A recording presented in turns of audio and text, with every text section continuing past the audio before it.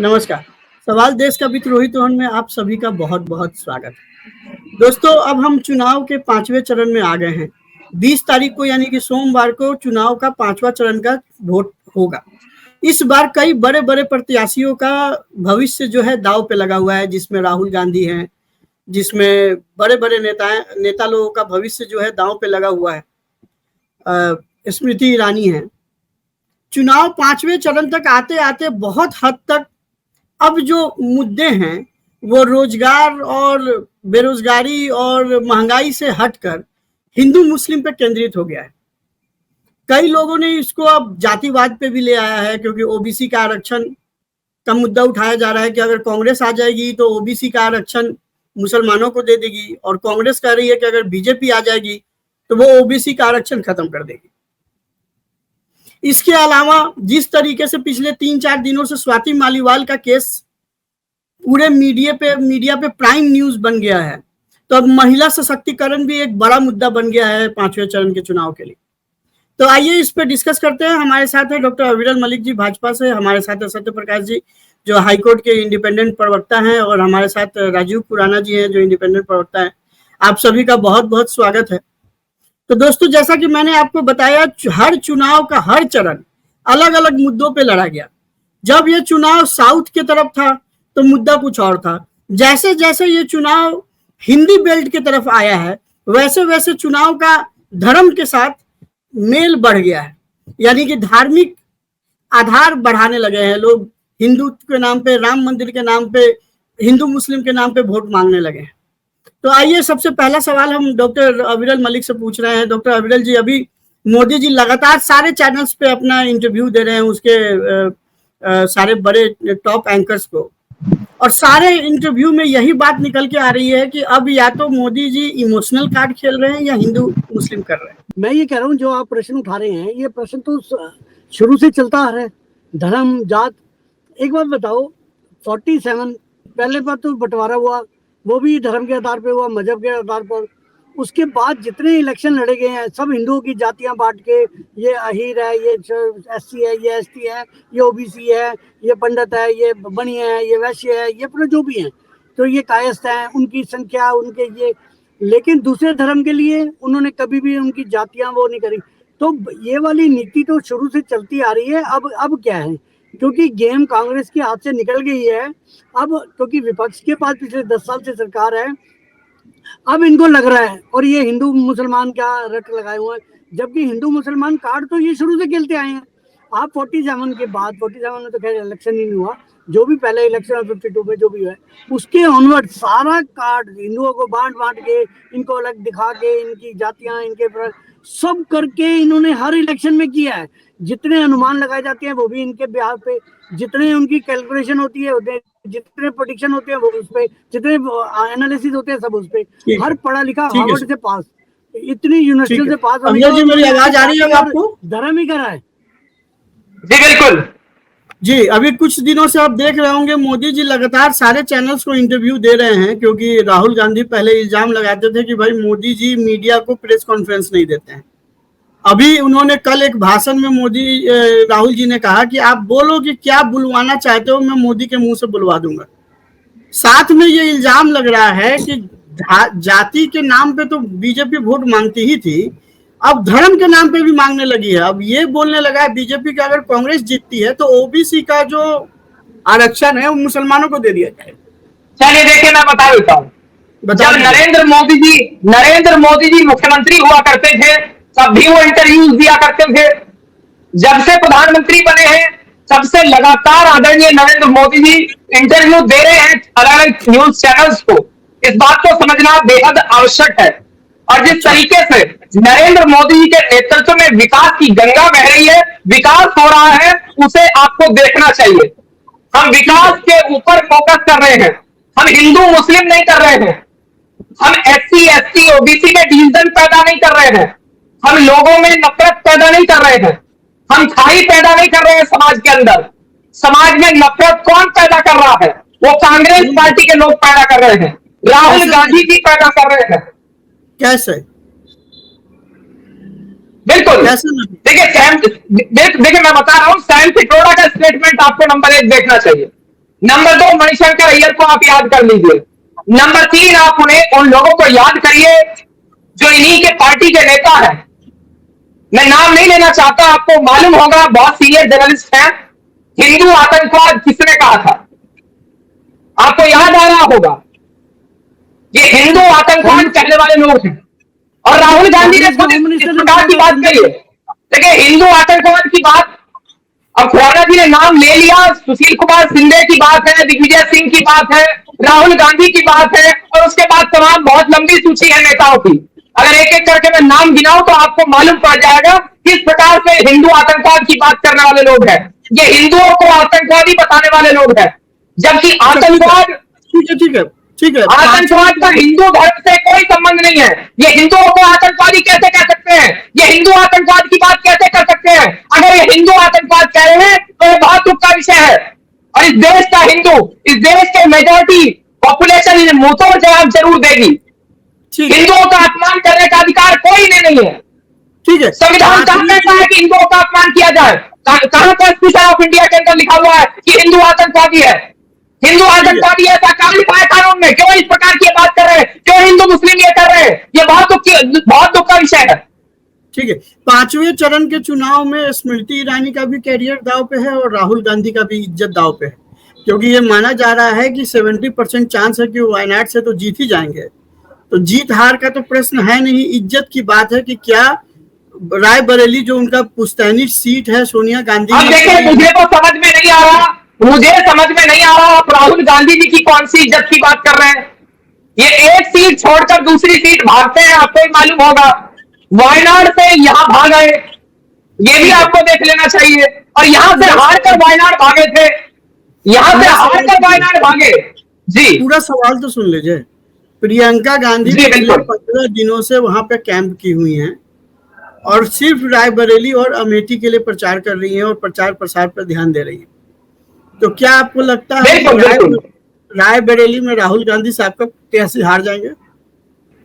देखिए, राहुल गांधी की दोनों सीटों से जमानत जब्त हो रही है। मैं आपके चैनल पर कई बार कह चुका हूं इस बात को, और मैं इसी बात पर टिका हुआ हूं, और 4 जून को यह साबित हो जाएगा, नंबर 1। और नंबर 2, प्रियंका गांधी के प्रभाव की रही बात, तो प्रियंका गांधी का इतना प्रभाव है, वो विधानसभा चुनावों में दिख गया था। उत्तर प्रदेश के विधानसभा चुनाव में, जो कि प्रियंका गांधी के नेतृत्व में लड़ा गया था, लड़की हूं लड़ सकती हूं का नारा दिया गया था, झूठा नारा इनके द्वारा दिया गया था, वो जनता समझ गई थी। और प्रियंका गांधी के कैंपेन का क्या असर रहता है वो सबने देखा, किस प्रकार से कांग्रेस की लगभग जमानत हर जगह जब्त हुई। ठीक है, खुराना साहब जल्दी से। मैं, आपने जो शुरुआत में बात कही नरेशन में, उसमें आपने बोला धर्म और मजहब के आधार पर 5वें चरण में, ठीक। मुझे ये बताइए, ये पिछले मैं कह रहा था 47 से अब तक वायनाड की सीट, आपने बोला कि वायनाड की सीट ये जीतेंगे, चलो मान लिया, आप जर्नलिस्ट हो, आपकी अपनी कैलकुलेशन है, अपने वो है, तो वायनाड की सीट क्यों चुनी? धार्मिक आधार है उसमें, इतने % मुस्लिम है, इतने % ईसाई हैं, टोटल 75 बनते हैं, तो हिंदू ना भी दें तो 75 में से मुझे अगर 15% ना भी दें, 60% तो मैं जीता हुआ हूँ। तो धार्मिक आधार पे वायनाड की सीट जीतने वाले उस पार्टी के लोग आज बीजेपी को या किसी और को आधार पे, हिंदू मुस्लिम के आधार की बात कर रहे हैं। यही एग्जांपल आपकी बात का ही आपकी बात में ही निकल आया। साथ में मैंने एक और बात कही थी जो आप इग्नोर कर रहे हैं या आप भूल गए हैं। मैंने कहा था कि सिर्फ हिंदू मुसलमान से अब ये हिंदू मुसलमान के अंदर के जातियों पे भी आ गई है। कैसे? बीजेपी ये इल्जाम लगा रही है कि अगर कांग्रेस की सरकार आ जाएगी तो जिस तरीके से तमिलनाडु और कर्नाटक में उन्होंने ओबीसी का आरक्षण छीन के मुसलमानों को दे दिया है, उस तरीके से देशव्यापी वो मुसलमानों को वोट दे देंगे ओबीसी का वोट छीन के। और कांग्रेस का ये इल्जाम है कि अगर इस बार बीजेपी आ जाएगी तो वो संविधान बदल देंगे और आरक्षण ही खत्म कर देंगे। तो इसमें तो आप ये भी ठीक है, डॉक्टर अविरल राजनीतिक आरोप नहीं, मैं इसका जवाब, आरोप विरोध ठीक है, राजनीतिक पार्टियां ठीक है। मैं एज ए, आप जर्नलिस्ट हो, मैं एक लेमैन हूँ। हमारी जो कैलकुलेशन, देखो वोटर की बात, वोटर, मैं ये नहीं कहता कि वोटर धार्मिक आधार पर, मजहब के आधार पर वोट नहीं देता, बिल्कुल देता है, बहुत % देता है, लेकिन फिर भी ये वोटर डिसाइड कर चुका हुआ है कि उसको किसको देना है, क्या करना है। आप लोगों की इतनी प्रेडिक्शंस आ चुकी हैं, इतना कैलकुलेशन आ चुके हैं, लगभग आसपास ही हैं सब लोग। 20, 25, 30 सीटें ऊपर नीचे करके फर्क पड़ डाला। उसका आधार क्या है जी? उसका आधार यही है जो आप पूछना चाह रहे हैं। उसका आधार यही है कि उन्होंने जो पहले 70 साल से चला रहे हैं उसी को अगर बीजेपी कंटिन्यू करती है तो परेशानी है। मेरे हिसाब से ये नहीं होना चाहिए, बट हो रहा है, ये तो दुर्भाग्य है और चल रहा है, इसका तो चलना ही चलेगा ही। ठीक है। आज एक इंटरव्यू में डॉक्टर अविरल जी, आज एक इंटरव्यू में प्रियंका गांधी ने कहा कि उनके परिवार पे लगातार बीजेपी और खासकर मोदी जी हर भाषण में अटैक करते हैं। उन्होंने 19 साल की उम्र में अपने पिता के लाश के टुकड़े उठा के लाई थी और 21 साल की उम्र थी राहुल गांधी की। उन्होंने कम उम्र में अपने दादी की शहादत देखी। जिसके परिवार ने इतनी शहादत दिया है उसके परिवार के ऊपर इतना अटैक नहीं। देखिए रोहित जी, मेरा एक और छोटा सा आपसे सवाल है, आपके चैनल के माध्यम से मेरा एक छोटा सा सवाल है। पूछिए। कोई भी कहीं भी क्राइम होता है जो कि बहुत दुखद होता है, और जहां भारतीय जनता पार्टी का यदि शासन है, भारतीय जनता पार्टी का यदि मुख्यमंत्री है, तो किसी एक छोटे से क्राइम को भी कहा जाता है कि ये सरकार का फेल्योर है, ये विपक्ष के द्वारा नैरेटिव चलाया जाता है। तो मैं ये जानना चाहता हूं, इंदिरा गांधी जी की हत्या होती है, तो जब इंदिरा गांधी जी की हत्या कांग्रेस की सरकार के दौरान होती है, तो क्या वो कांग्रेस की सरकार का फेल्योर था? इस बात को ये स्पष्ट कर देना चाहिए जो भारतीय जनता पार्टी के ऊपर बेबुनियाद आरोप लगाते हैं। फेल्योर था ही, लेकिन एंड ऑफ द डे शहादत तो उनके परिवार ने दिया ना। नहीं, मेरा सवाल कुछ और था, कांग्रेस के लोगों को इसका उत्तर देना चाहिए। खुराना साहब कुछ बोल रहे हैं, जल्दी से बोलिए, जल्दी से बोलिए, आपका फ्रीज हो रहा है। लोग हैं जो हम क्या करते हैं, किसी जो चला जाए, जो ना रहे, उसके बारे में हम बुरा नहीं बोलते, ऐसे हमारे संस्कार हैं। पर अब जो सोशल मीडिया आया है, नई जनरेशन आ रही है, जो चेंज आया है, वो अकाउंटेबिलिटी लेती है जीवित की भी और मृत्यु के बाद भी। तो अगर 84 हुआ है तो उसके बाद सिखों के दंगे भी हुए हैं। अगर इंदिरा गांधी की शहादत हुई है, जिसका अफसोस है, सबको अफसोस है, लेकिन अगर उसकी इमरजेंसी को भी याद किया जाएगा, तो अब वो जमाना नहीं है रोहित जी कि सिर्फ आप जो चला गया है उसकी बुराई ना करें। अब आप हर चीज के लिए तैयार रहो। आपकी अकाउंटेबिलिटी आफ्टर डेथ भी है, LIC की पॉलिसी शुरू हो गई है, जीवन के बाद भी, जीवन के साथ भी, सब कुछ। ठीक है अविरल जी, जिस तरीके से अब जो 5वां चरण का चुनाव है और बीजेपी ये क्लेम कर रही है कि उनकी तो बहुमत ऑलरेडी आ चुकी है, वो 400 की तरफ जा रहे हैं, और विपक्ष का और खासकर अखिलेश यादव और राहुल गांधी कह रहे हैं कि आप तो 180 से 220 के बीच में ही रह जाएंगे। और जब से अरविंद केजरीवाल जेल से छूटे हैं तब से तो उन्होंने तो आपकी रेल बत्ती बना दिया है, क्योंकि उन्होंने तो ये भी इल्जाम लगा दिया है कि मोदी जी जो है 1 साल में रिटायर हो जाएंगे और अमित शाह या योगी जी आएंगे, और योगी जी पे भी इल्जाम लगा दिया है कि योगी जी को निकाल दिया। अरविंद केजरीवाल को बड़ा शौक है प्रेस कॉन्फ्रेंस करने का। अरविंद केजरीवाल को यदि प्रेस कॉन्फ्रेंस करने का शौक है तो क्यों आज प्रेस कॉन्फ्रेंस नहीं कर रहे अरविंद केजरीवाल? भगवंत मान कहां है? क्यों ये प्रेस कॉन्फ्रेंस करके इस विषय को स्पष्ट नहीं कर रहे हैं जो स्वाति मालीवाल जी के साथ हुआ? स्वाति मालीवाल जी के विषय पर ये क्यों नहीं बोलना चाह रहे हैं आज के समय में? देखिए भगवंत मान का दिमाग है ना, वो 8 PM पीने के बाद 8 PM के बाद शुरू होता है और तब तक पत्रकार घर चले जाते हैं। ठीक है, आगे बढ़िए।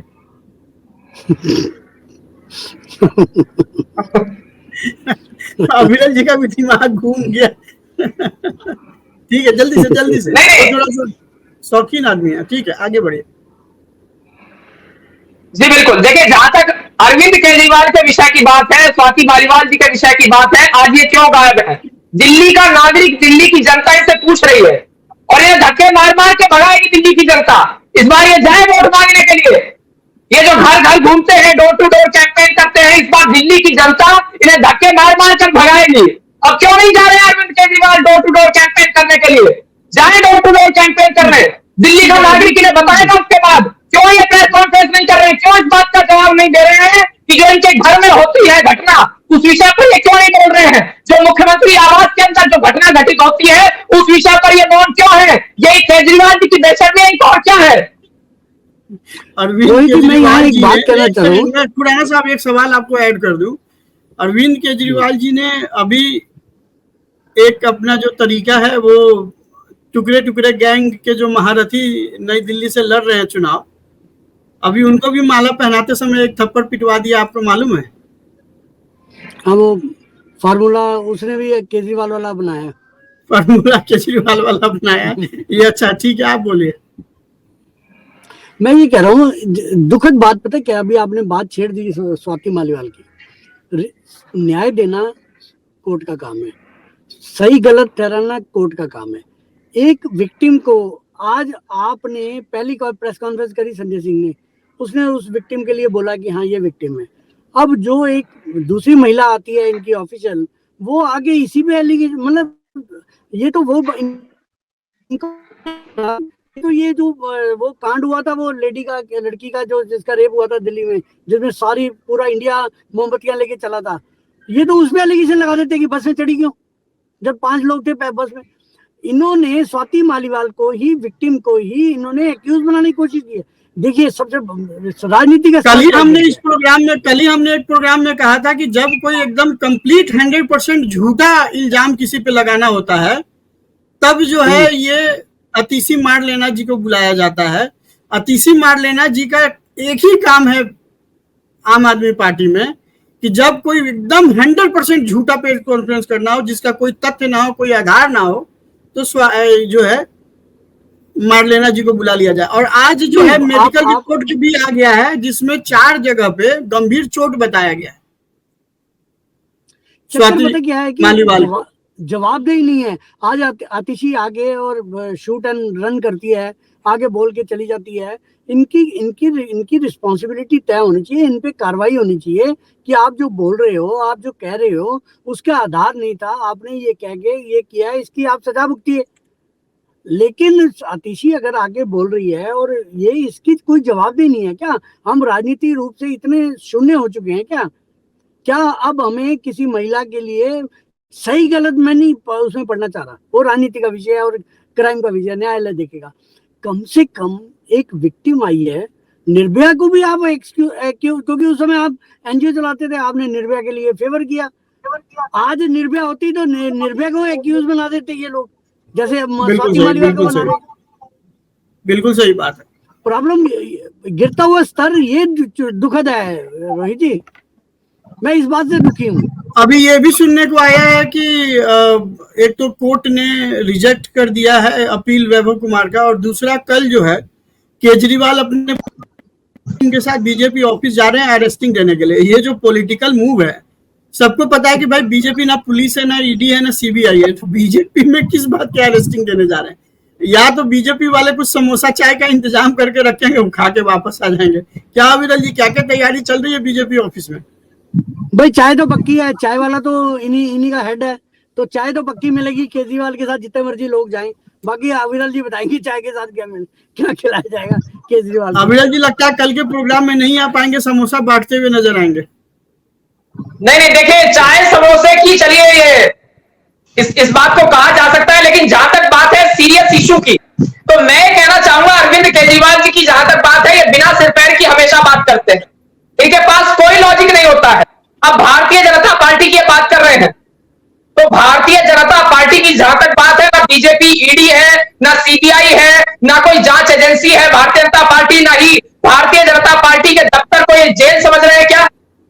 और उसके साथ साथ जहां तक भारतीय जनता पार्टी की बात है, तो भारतीय जनता पार्टी और भाजपा का दफ्तर कोर्ट भी नहीं है, हम कोर्ट नहीं है, इस बात को इन्हें समझ लेना चाहिए। ना हम हाई कोर्ट को सुप्रीम कोर्ट है, ना सुप्रीम कोर्ट है। ये चाहते क्या है कि भारतीय जनता पार्टी के ऊपर इस प्रकार के आरोप क्यों लगा रहे हैं?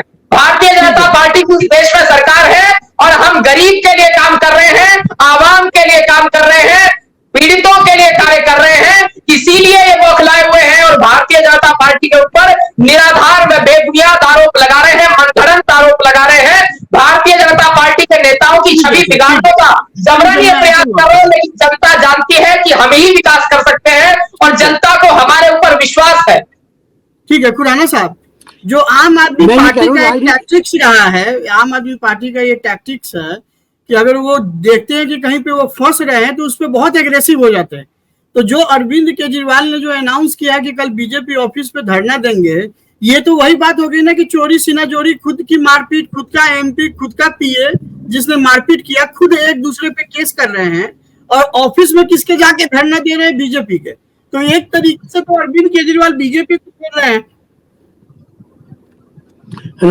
ये मैं यही बात कर रहा था पहले भी, ये राजनीति स्टंट है। देखिए, अगर केजरीवाल जमानत पे हैं, अगर केजरीवाल को कोई प्रोटेस्ट करना है तो इन्हें सुप्रीम कोर्ट के आगे करना चाहिए, इन्होंने कोर्ट के आगे करना चाहिए कि जहां इसको न्याय मिल रहा है वहीं स्वाति मालीवाल को न्याय ना मिले, इसलिए ये राजनीति स्टंट खेल रहे हैं।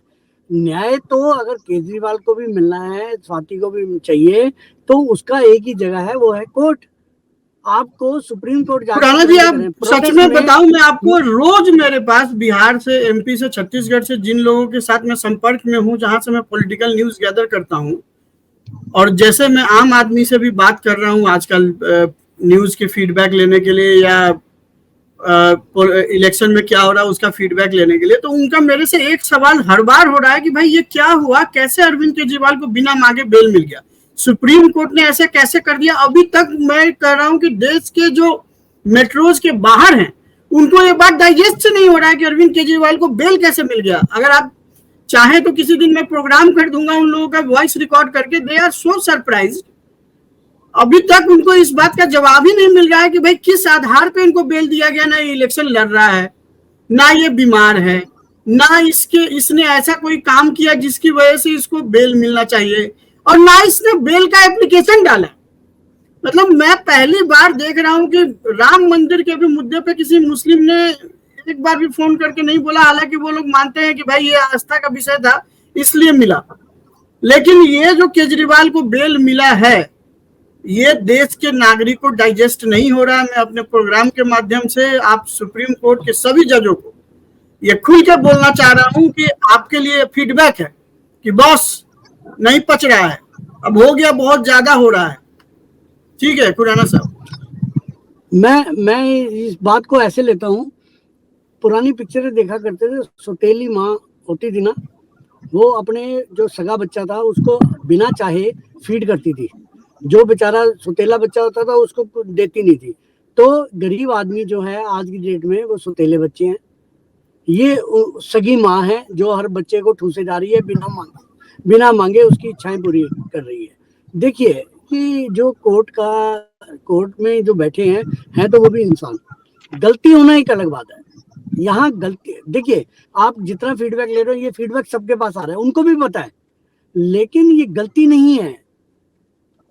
गलती एक हो सकती है, आप 10 काम कर रहे हो, एक गलती होगी, आप सुधार सकते हो। ये ना, आपने गलती नहीं करी, आपने ब्लंडर कर रहा है, एक ऐसा एग्जाम्पल फिट कर रहा है जिसके 5 साल 10 साल 20 साल 50 साल हमारी आने वाली पूछते हैं उसको ऑर्डर को देख के वो आगे ऐसी चीजें होंगी। अब देखो मैं एक छोटा सा बात कर रहा हूँ, जितना पैसा लगा रोज केजरीवाल की और आम आदमी पार्टी की कोई ना कोई केस चल रहा है किसी ना किसी कोर्ट में, किसका पैसा लग रहा है? हमारा टैक्स पेयर का। जो ये लोग डिफेंड कर रहे हैं एज ए सीएम, किसका पैसा लग रहा है? हमारा, आपका, टैक्स पेयर का।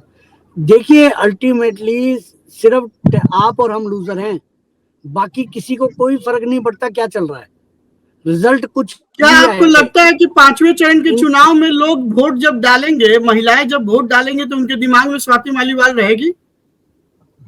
क्यों नहीं रहेगी, क्यों नहीं रहेगी? राम मंदिर भी है, ट्रिपल तलाक भी है सबके मन में, ये जो उनकी मोदी की परियोजनाएं वो भी हैं, सब कुछ है। मोदी के माइनस भी हैं, सब कुछ है।